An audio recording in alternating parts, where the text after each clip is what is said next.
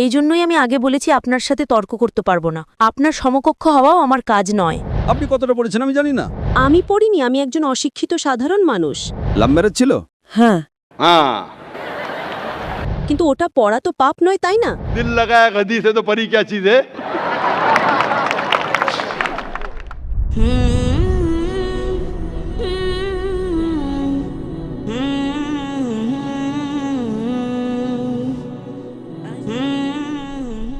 আমার নাম স্বপ্না, আমি হিন্দু পরিবার থেকে।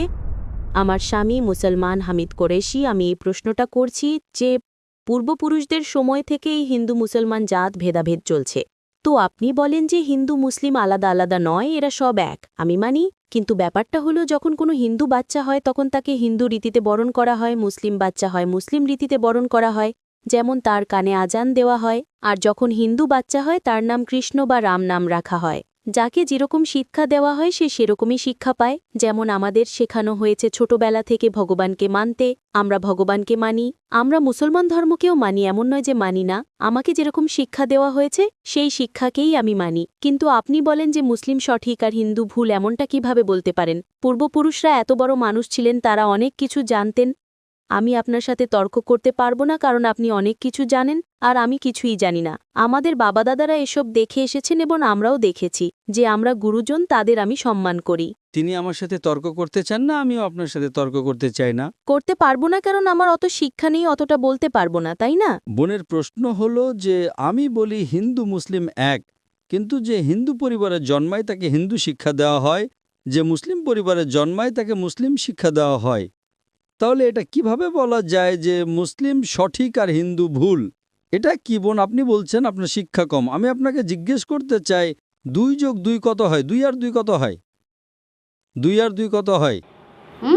2 আর 2 কত হয়? 4 হয়। মাশাআল্লাহ। তাহলে বলবেন না যে আপনার শিক্ষা নেই। যদি গ্রাম থেকে কোনো মেয়ে এসে বলে আর বলে যে আমার বাবা আমাকে শিখিয়েছেন 2 যোগ 2 5 হয়, তাহলে আপনি কি বলবেন তাকে? 4 হবে, 5 কিভাবে হবে? 4 হবে 5 কিভাবে হবে? তোমার বাবা অঙ্ক জানতেন না। সে যদি বলে না আমার বাবাই শিখিয়েছেন, আপনি কি তাকে বলবেন আচ্ছা ঠিক আছে 2 যোগ 2 4ও হয় আবার 5ও হয়?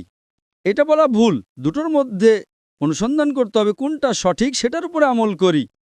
না না, আমি কি চাই হিন্দুও সঠিক মুসলিমও সঠিক, 2 যোগ 2 4ও সঠিক, 2 যোগ 2 5ও সঠিক। আপনি তো মাশাআল্লাহ অনেক জ্ঞানী, আপনি জানেন 2 যোগ 2 4 হয়। কত লোকেরা জানে না 2 যোগ 2 4, তারা বলে 5 হবে। যেহেতু খোদা আপনাকে জ্ঞান দিয়েছেন, বুদ্ধি দিয়েছেন, আপনার দায়িত্ব হলো তাকে বলবেন বোন 2 যোগ 2 5 নয়, 2 যোগ 2 4 হয়। তখন সে হয়তো বলবে আচ্ছা আচ্ছা দুটোই ঠিক। আপনি বলবেন না দুটো ঠিক নয়, 2 যোগ 2 4ই হয়, 5 ভুল। একইভাবে যদি কারো বাবা মা তাকে ভুল শিখিয়ে থাকেন যে মূর্তি পূজা করতে হবে, অথচ হিন্দু ধর্মগ্রন্থে বলা হয়েছে মূর্তি পূজা ভুল, তাহলে যার কাছে জ্ঞান আছে, আমি একজন ছাত্র, ইসলামও অনেক ধর্মের, তো যেহেতু আমার জ্ঞান আছে আমি অবশ্যই সেসব লোকদের বলবো যারা ভুল বলছে সঠিক জিনিসটা অনুসরণ করুন। আমি আপনার সাথে বিতর্ক করব না। কিন্তু যারা জ্ঞানী লোক হিন্দু ধর্মের, খ্রিস্টান ধর্মের, ঈসাই ধর্মের, এটাকে বলে ডায়ালগ। আমি স্টুডেন্ট আর তারা পিএইচডি ডক্টর। আমি মেডিকেলের ডক্টর, ধর্মের ডক্টর নই। তাদের সাথে সংলাপ করি, আলোচনা করি, বিতর্ক করি। আমি যদি ভুল হই আমাকে ভুল প্রমাণ করুন, আমি নিজেকে বদলাতে রাজি আছি। আপনি আমাকে প্রমাণ করুন যে আমি যা বলছি তা ভুল, আমার ধর্ম ভুল, আমি আপনার ধর্ম গ্রহণ করতে প্রস্তুত আছি। Open challenge. আমি কেন বলছি? কারণ আমি ইসলাম ও কয়েক ধর্মের এক সাধারণ ছাত্র। 19 বছর পর্যন্ত আমার পরিবার মুসলিম ছিল, তাই আমিও ছিলাম। 19 বছর পর যখন গবেষণা শুরু করলাম তো জানতে পারলাম যে আমি সঠিক ধর্মে আছি। তারপর অন্য ধর্ম সম্পর্কে জানতে শুরু করলাম যে সব ধর্মেই ভালো কথা আছে। প্রত্যেক ধর্মের কিতাবে পরিবর্তন আসার পরেও, দুর্নীতি আসার পরেও এই সঠিক কথা লেখা আছে যে ঈশ্বর এক, তিনি ছাড়ার কারো ইবাদত করা উচিত নয়। এর মানে কি আমাদের গুরুজনেরা যে শিক্ষা দিয়েছেন তা ভুল? কিছু জিনিস সঠিক, আবার অনেক কিছু ভুল। আমি আপনার বড় থেকে বড় গুরুর সাথেও বিতর্ক করেছি। একজন আপনাদের হিন্দুস্তানের মান্যগণ্য শ্রী শ্রী রবিশঙ্করের নাম শুনেছেন? শ্রী শ্রী রবিশঙ্কর শুনেছেন? ওনারা যেমন বই পড়েই জানেন, আপনিও বই পড়ে জানেন, আসলটাকে দেখেছে? একদম ঠিক। তিনি বলেন 4 বছর থেকে আমি ভাগবত গীতা মুখস্থ জানি, কিন্তু বিতর্কে ভাগবত গীতা একটা তথ্য সূত্র দেননি। এমনটা নয়, ঈশ্বর এভাবে আসেন না। আপনি কত পুণ্য করেছেন বলছেন এই জন্মের কথা বলতে পারেন? কত জন্মের কথা কিভাবে বলতে পারেন? একদম ঠিক। তো আমি বলি যে আপনার কিতাব বলছে যজুর্বেদ অধ্যায় 32 শ্লোক 3 আর শ্বেতাশ্বেতোপনিষদ অধ্যায় 4 শ্লোক 19 আছে न तस्य प्रतिमा अस्ति। প্রতিমা মানে হলো প্রতিচ্ছবি। সেই খোদা, সেই ঈশ্বর, সেই আল্লাহর কোনো প্রতিমা নেই, কোনো প্রতিচ্ছবি নেই, কোনো ফটোগ্রাফ নেই, কোনো পেন্টিং নেই, কোনো মূর্তি নেই, কোনো ছবি নেই। তাহলে আপনি মূর্তি পূজা কেন করেন? মূর্তি পূজা না করলে ঈশ্বরকে কিভাবে ডাকি, যেমন শিক্ষা দেওয়া হয়েছে, বইয়ে লেখা আছে। যদি শিক্ষা ভুল দেওয়া হয়, মূর্তি পূজা এর মানে এই নয় যে মূর্তি পূজাই করতে হবে, মূর্তিকে দেখতে হবে। গীতা বা মহাভারতে মূর্তির কথা নেই, সেটা পড়ুন, সেখানেও তো শিক্ষা আছে। বোন, আপনি মূর্তি পূজা করেন কিনা? আমি করি, এমন নয় যে করি না, হয়তো আমি ভুল করি। যদি আপনার বন্ধু বলে 2 যোগ 2 5, তাহলে আপনি তাকে শুধরে দেবেন কিনা? হ্যাঁ, শুধরে তো দিতে হবে। আমিও চাই আপনাকে সঠিক পথ দেখাতে।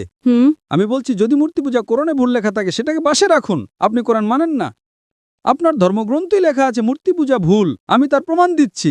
তাহলে আপনি কেন করছেন? আপনাদের যেমন শিক্ষা দেওয়া হয়েছে যে এই ধর্মে এইভাবে ডাকতে বোন। হয়, ঈশ্বরকেই তো ডাকা হয়। বোন, একটা একটা করে আলোচনা করি, তারপর অন্য বিষয়ে যাব। আমার প্রথম প্রশ্ন হলো, মূর্তি পূজা যখন ভুল তখন কেন করেন?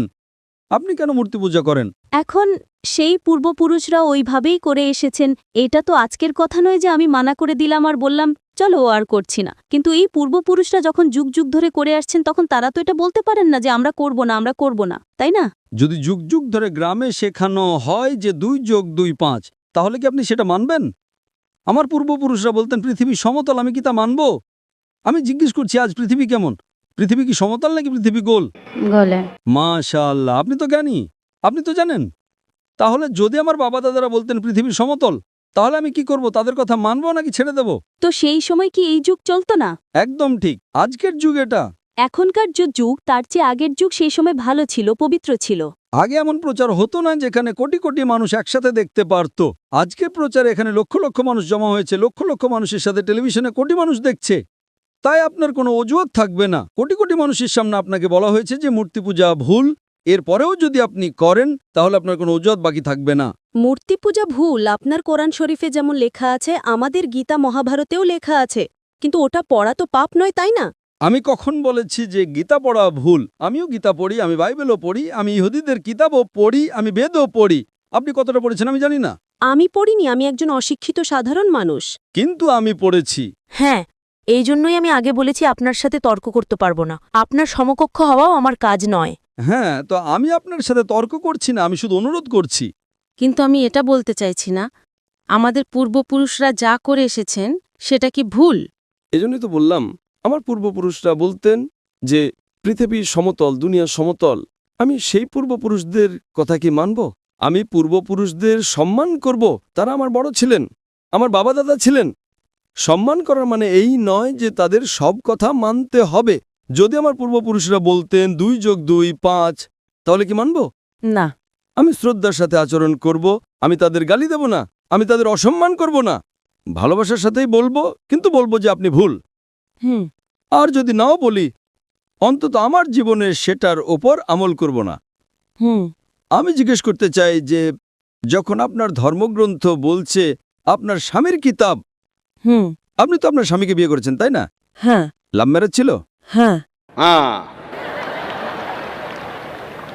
ঠিক ছিল না ভুল ছিল সেটা অন্য কথা, কিন্তু যখন আপনি আপনার স্বামীকে এত ভালোবাসেন, আপনার স্বামী আপনাকে ভালোবাসেন কিনা? হ্যাঁ। করেন তো? হ্যাঁ। আমি আমার স্ত্রীকে খুব ভালোবাসি, আমি আমার স্ত্রীকে সবচেয়ে বেশি ভালোবাসি। আপনার স্বামী আপনাকে ভালোবাসেন, তিনি কি চান না যে আপনি জান্নাতে যান? না।